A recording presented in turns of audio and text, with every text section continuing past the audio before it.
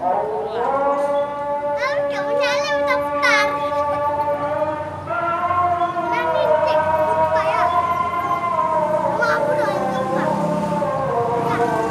Enggak masuk. Menyalip.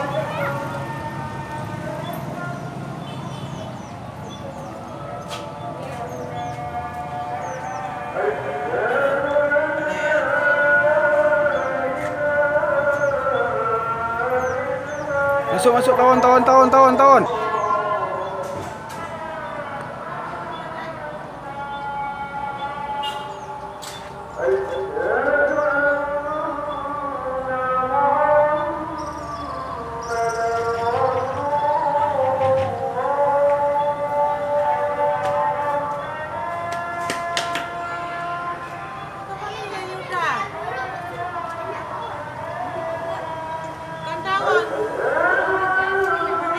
Mana tawon ni ubit ni.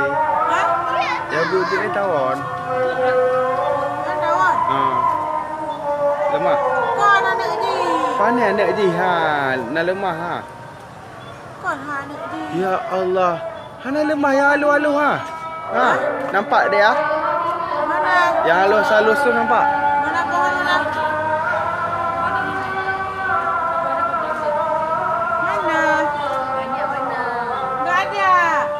Tawon nampak? Iya, di pohon itu kan. Pak ni, lagi anak kau main-main. Pak tawon yang tengah. Ya Allah, yang alu-alu anak lemah. Ha. Dia biasa bunuh cicit putih, mandu iplung kena. Ramai leu lagi macet. Pakon. Anak-anak kembang. Ha? Kau nak ubi alam ha. Ha. Ha, makin leu. Buka-buka.